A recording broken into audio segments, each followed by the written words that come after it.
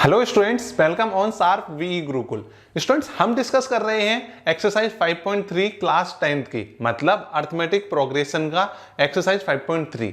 देखिए, अब तक अपन क्वेश्चंस इसके थर्ड नंबर तक डिस्कस कर चुके हैं। अब अपन डिस्कस करेंगे क्वेश्चन नंबर 4। देखिए, क्वेश्चन नंबर 4 क्या कह रहा है, how many terms of the AP 9, 17, 25 dot dot dot must be taken to give a sum of 636। मतलब अपन को क्या है कि ये सम, मतलब ये किसकी वैल्यू दे रखी है, ध्यान से देखना, ये वैल्यू दे रखी है एस एन की। ठीक है, यहां पर क्या क्या दे रखा है, ये ए दे रखा है, ये A2 दे रखा है, ये A3 दे रखा है। मैं बता देता हूं उन बच्चों को जिन्होंने ये पहली बार वीडियो देख रहे हैं, आगे की पिछली वीडियोस नहीं देखी है।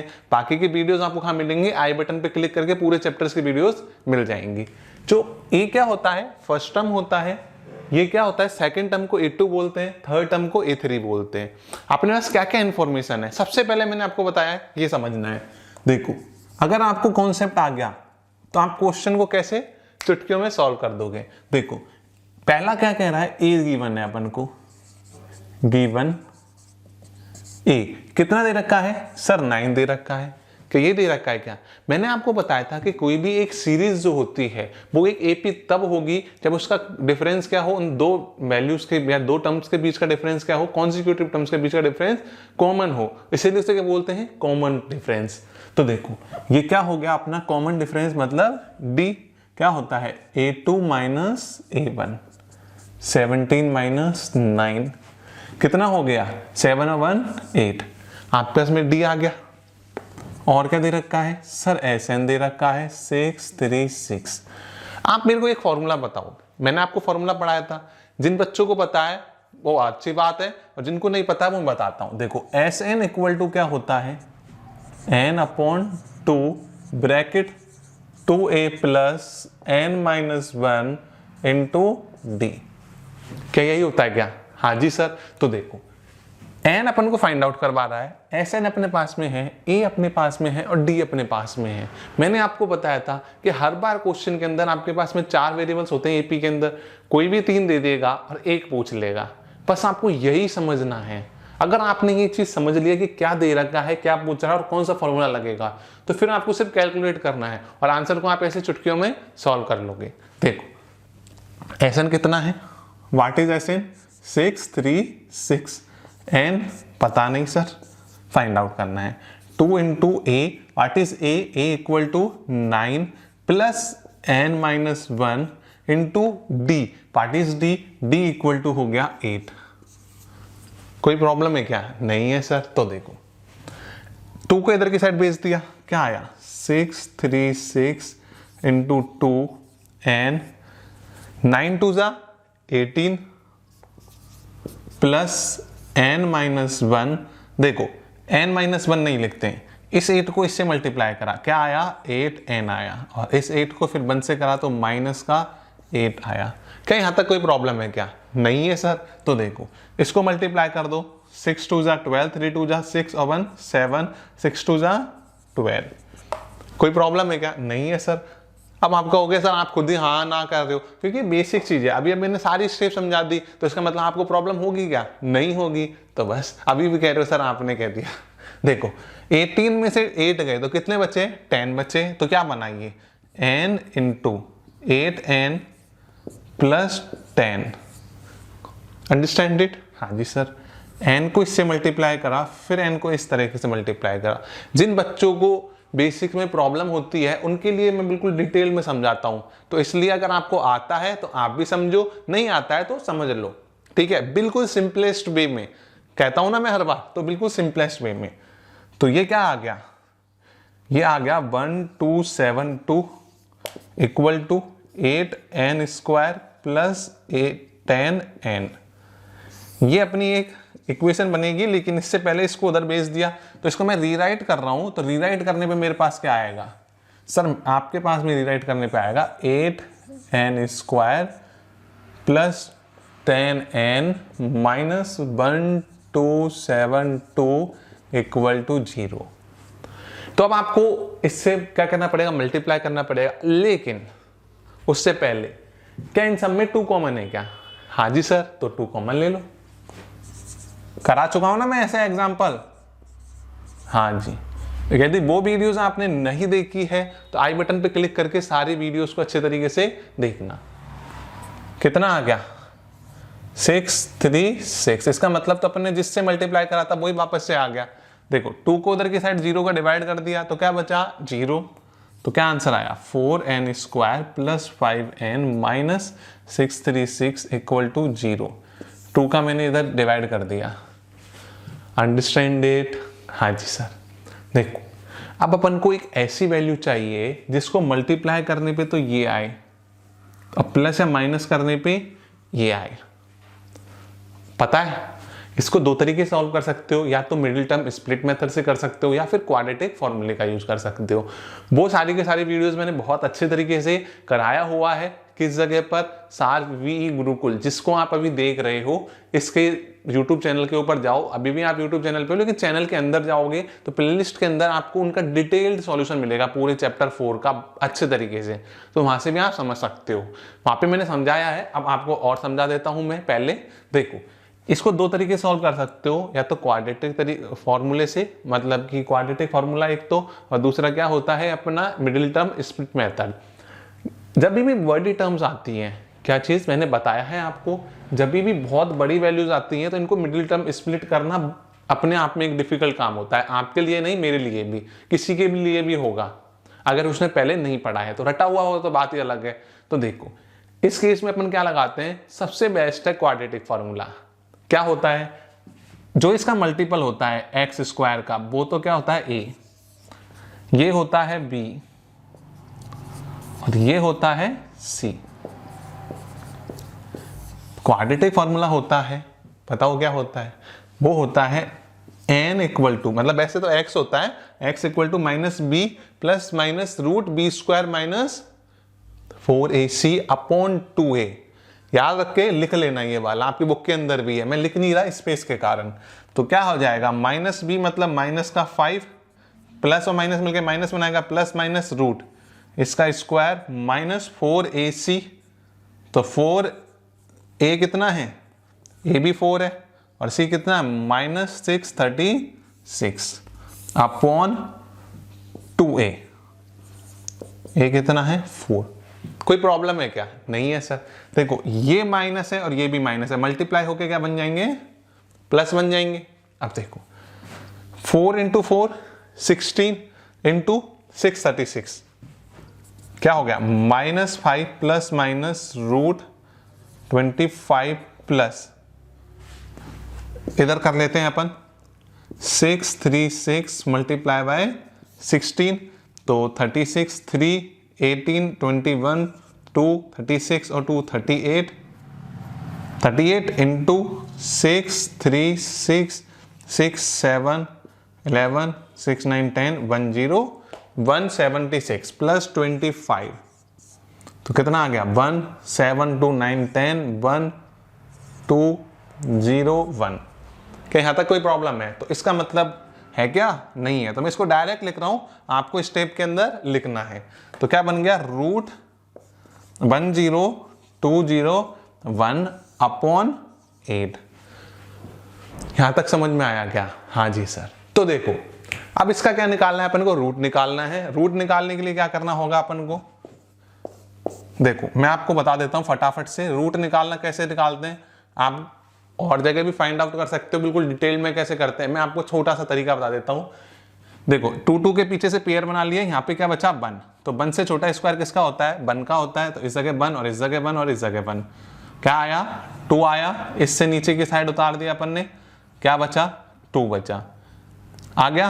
अब देखो यहाँ पर अपने को 2 इधर की साइड, अब 1 2 इधर वैल्यू रखनी है, तो यहाँ पे अब इस जगह 0 लगा देंगे जिससे अपन नेक्स्ट वैल्यू को भी उतार सके।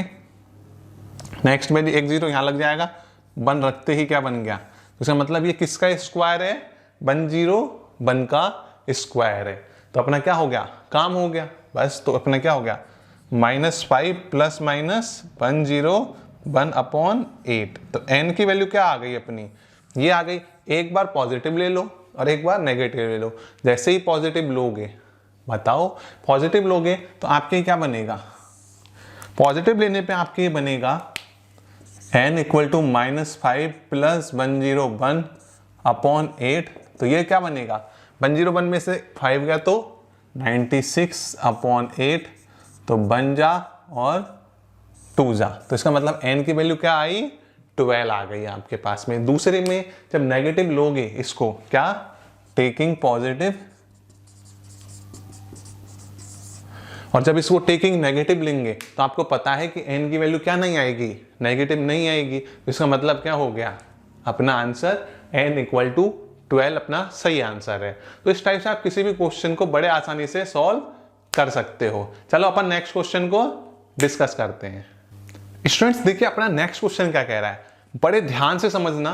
क्वेश्चन क्या कह रहा है अपन से, the first term of an AP is 5, मतलब अपन को ए की वैल्यू दे रखी है and the last term is 45, L भी दे रखा है एंड द सम इज 400। तो अपन को यहाँ पे 3 चीजें दे दी, क्या चीज सम दे दिया, मतलब एस एन की वैल्यू दे दी, ए की वैल्यू दे दी, एल की वैल्यू दे दी। अब तो कुछ भी निकाल सकते हैं अपन। Find the number of terms and the common difference, मतलब अपन को एक तो एन निकालना है और एक क्या निकालना है कॉमन डिफरेंस निकालना है, मतलब आपका क्या हो गया डी निकालना है। आपको ध्यान से क्वेश्चन को समझ लिया, अब देखो आंसर निकालते हैं।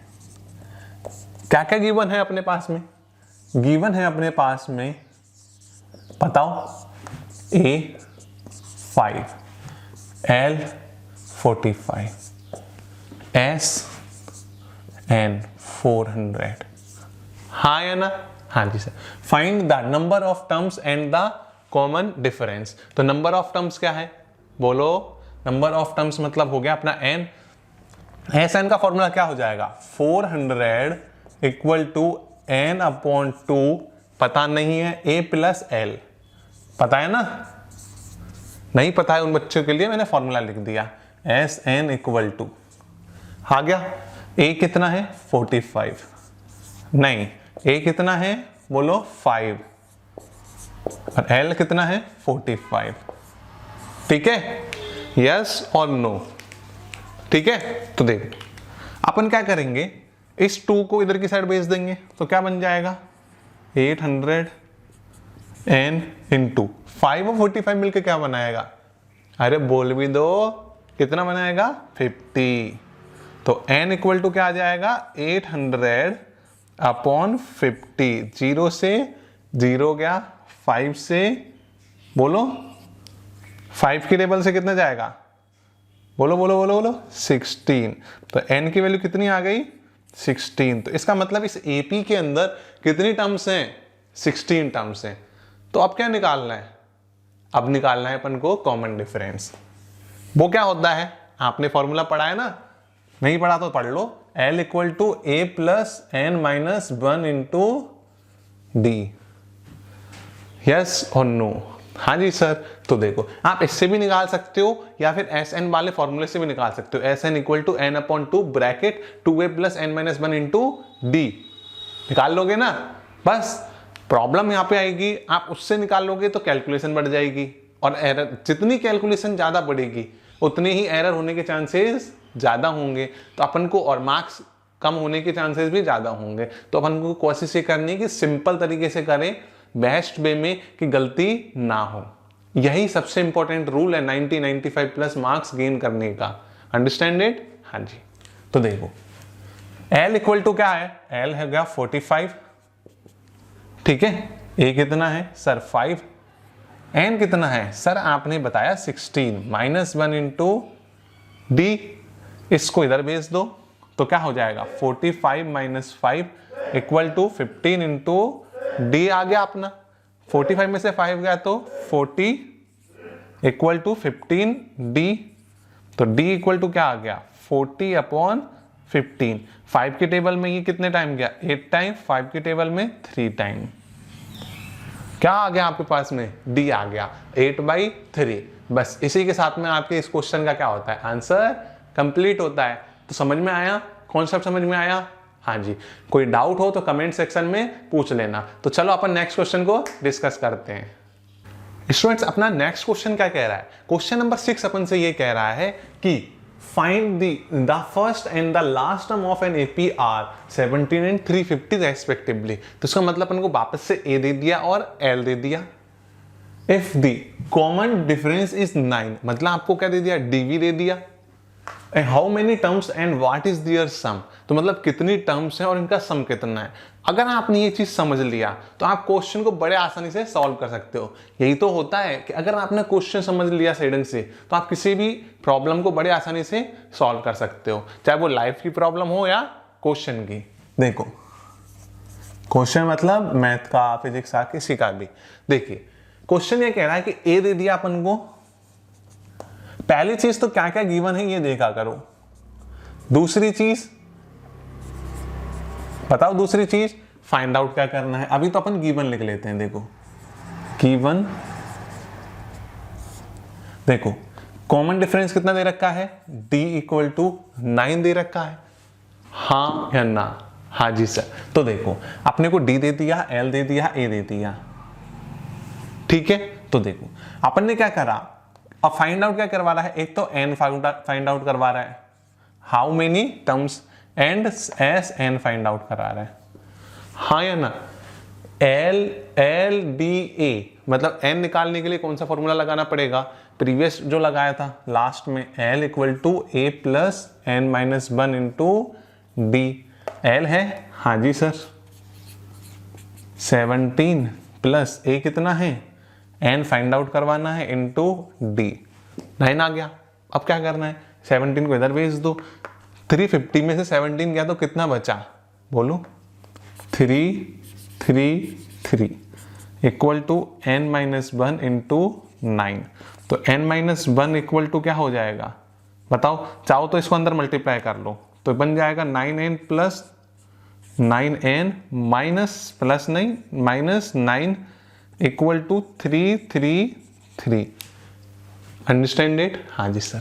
तो देखो इसको उधर की साइड भेज दिया, तो 9n इक्वल टू कितना हुआ, 39 प्लस 2, तो 3 4 2। n इक्वल टू क्या हो जाएगा, n इक्वल टू अपना हो गया 342 अपॉन 9। अब बात ये होती है कि बच्चों को कंफ्यूजन होता है कि सर 342 मतलब 342 जो है वो 9 से डिविजिबल है या नहीं है, या तो कैलकुलेट करो। मैं आपको सिंपल सा चीज बताता हूँ, बचपन में आपको डिविजिबिलिटी पढ़ाई जाती है, बच्चे भूल जाते हैं। देखो 342 आप डिविजिबिलिटी क्या कहती है कि आप किसी भी जो भी नंबर है, 342 है, 342 को क्या बोलेंगे, 342 इन सब नंबर्स का सम करा करो। क्या आया, 3 और 4 7 और 2 9। अगर इन सबका सम जो वैल्यू आएगी, अभी तो 9 आ गई बाय लक, ठीक है, लेकिन अगर कुछ भी आती, आप एक चीज देखो, अगर जो नंबर आया है वो आपका अगर 9 से डिविजिबल है तो वो क्या है 9 से, अगर उसके अंदर 9 से डिविजिबल है तो ये जो नंबर होगा जिसका आपने वैल्यूज रखी है वो भी क्या होगा, ऑटोमेटिकली डिविजिबल होगा। इन सब का 9 आ गया सम, तो 9 से डिविजन होता है, तो इसका मतलब ये भी जाएगा। अब डिवाइड करो, आप कहोगे सर क्या फायदा हुआ, आपको चेक करने में आसानी रहेगी। 9 3 जा 27 और तो 4 और 3 7 और 2 72, n इक्वल टू 8 आ गया आपका। कितना आ गया, 8 आ गया। तो इसका मतलब क्या हुआ, इसका मतलब हुआ कि आपके कितनी टर्म्स हैं उसके अंदर, 38 टर्म्स हैं, ठीक है। देखो नेक्स्ट क्वेश्चन क्या कह रहा है, sum of all of these terms, तो इसका मतलब एस एन, क्या फॉर्मूला लगाएंगे, बस अपने पास सारी चीजें तो डायरेक्ट सिंपल वाला लगाते हैं, n upon 2 bracket a plus l, काटा कितना आया 19 आ गया। तो देखो 19 इंटू कितना हुआ 3 6 7। अब इसको मैं मल्टीप्लाई कर सकता हूं, बड़ा आसान है, थोड़ा सा कैलकुलेशन करनी है, लेकिन क्या करना है आपको, इसको मल्टीप्लाई करके आंसर को कमेंट सेक्शन के अंदर बताना है कि भाई इसका आंसर, कि सर इसका आंसर मतलब क्वेश्चन नंबर 6 का आंसर अपना ये आएगा, ठीक है। इससे पता लगेगा कि कितने बच्चों ने इस जगह तक मतलब क्वेश्चन के इस पार्ट तक बिल्कुल डेडिकेटेडली कॉन्सेप्चुअल पढ़ाई करी है, और इससे आपकी क्या होगी, कैलकुलेशंस भी होगी। तो इसलिए कहता हूं कि नोटबुक लेके आप बैठा करो और उस पर सॉल्व करा करो साथ के साथ में, तो फिर अगर आपने ये प्रैक्टिस अच्छे तरीके से करना चालू कर दिया तो आपके 95 प्लस मार्क्स लाने से कोई नहीं रोक सकता, चाहे आपके अभी तक आपके जस्ट पास होने की भी हालत नहीं होती होगी। फिर भी बिल्कुल ध्यान से करो, अच्छे तरीके से रिवीजन करो, बार बार प्रैक्टिस करो। इसी से क्या आते हैं, मार्क्स आते हैं। ठीक है, क्योंकि मेरे पास एक्सपीरियंस है उन बच्चों को मार्क्स दिलाने का, क्योंकि मैंने बहुत बच्चों को दिलवाए हैं जिनके 9th के अंदर 50, 40 इस टाइप से मार्क्स आते थे और 10th बोर्ड के अंदर उनके 95 प्लस मार्क्स आए। ठीक है, तो उसकी प्रैक्टिस आप करो, आपकी गारंटी दे रहा हूं आपके जरूर 90 प्लस मार्क्स आएंगे। ठीक है, बाकी की सारी वीडियोस आपको कहां मिलेंगी, आई बटन के ऊपर क्लिक करो या फिर डिस्क्रिप्शन के अंदर क्या मिल जाएगी, लिंक मिल जाएगी। और बाकी के चैप्टर्स आपको सार्प वी गुरुकुल की प्लेलिस्ट के अंदर जाके मिल जाएंगे। वीडियो अच्छी लगी है तो लाइक कर देना, चैनल को सब्सक्राइब कर देना और अपने फ्रेंड्स के साथ शेयर करना। मिलते हैं अगले वीडियो में, तब तक के लिए धन्यवाद। जय हिंद।